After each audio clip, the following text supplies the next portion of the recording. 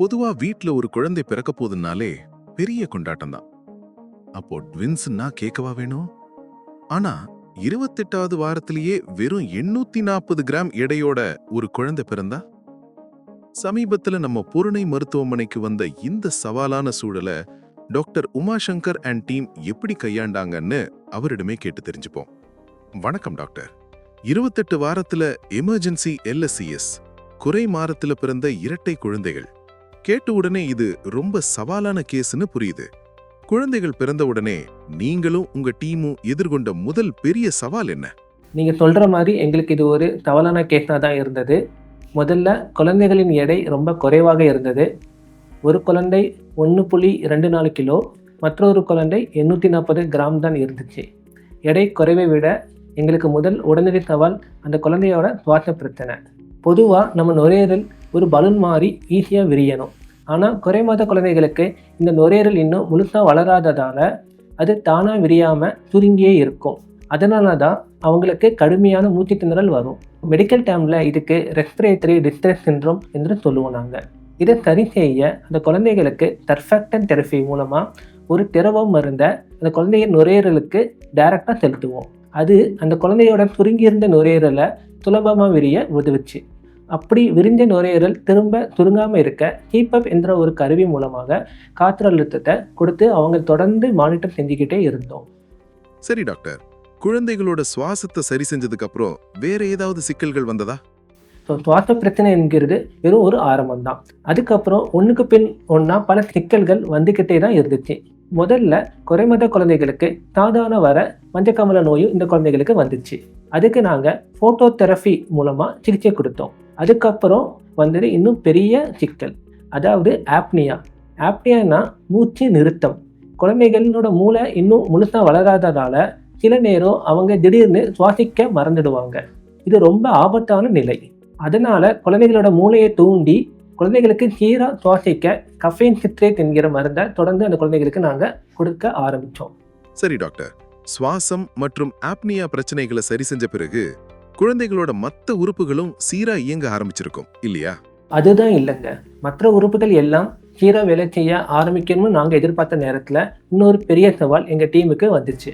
அதாவது PDA, pattern டக்டஸ் ஆர்த்ரியோசிஸ். சுருக்கமாக சொல்லணும்னா இது இதயத்தில் இருக்கிற ஒரு சின்ன இரத்த நாளம். தாயோட வயிற்றில் இருக்கும் போது இது எல்லா குழந்தைகளுக்கும் திறந்தே இருக்கும்.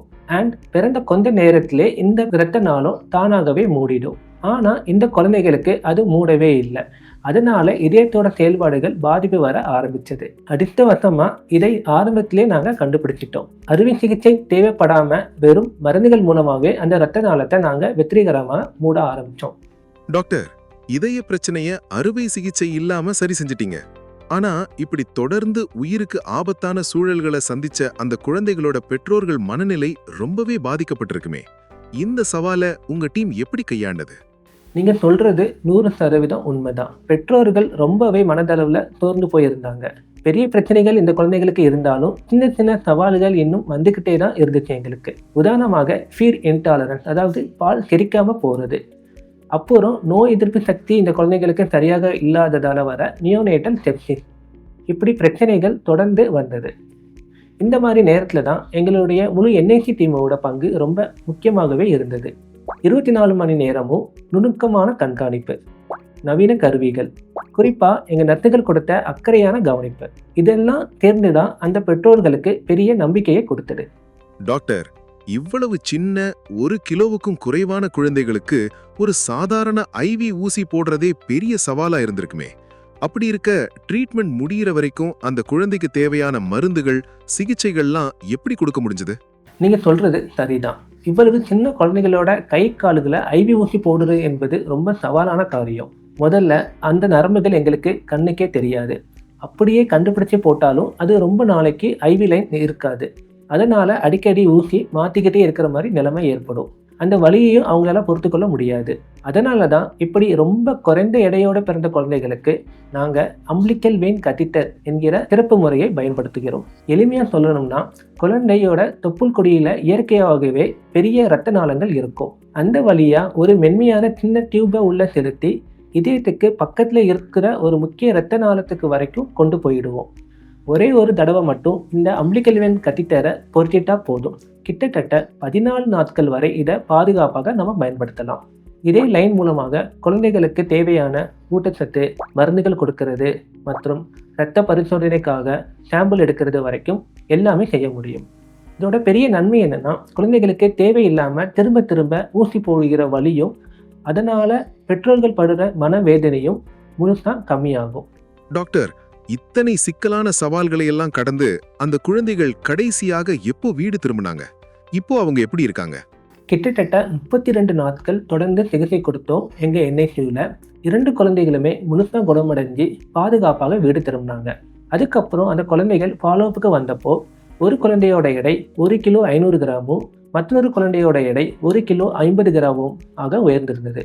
இப்பொழுது 2 குழந்தைகளுமே ரொம்ப ஆரோக்கியமாகவும் நல்லா வளர்ந்துட்டே வராங்க. ஒரு குழந்தை 840 கிராம் எடையோட பிறந்து மூச்சு திணறல், இதயத்துல பிரச்சனை, நோய் தொற்று, இத்தனை உயிருக்கு ஆபத்தான சிக்கல்களை எல்லாம் தாண்டி பாதுகாப்பாக வீட்டுக்கு போறது ஒரு சாதாரணமான விஷயம் கிடையாது. இது எங்க NICU மருத்துவ குழுவுக்கு கிடைத்த மிகப்பெரிய வெற்றி. இந்த இரட்டை குழந்தைகளின் கதை நமக்கு என்ன சொல்ல வருதுன்னா, சரியான நேரத்துல சரியான சிகிச்சை கிடைச்சா எவ்வளவு பெரிய சவாலையும் ஜெயிக்க முடியும். ஒருவேளை உங்களுக்கு தெரிந்த குழந்தை குறை மாதத்துல பிறந்திருந்தாலோ எடை கம்மியாக பிறந்திருந்தாலோ தயவு செய்து பயப்படாதீங்க.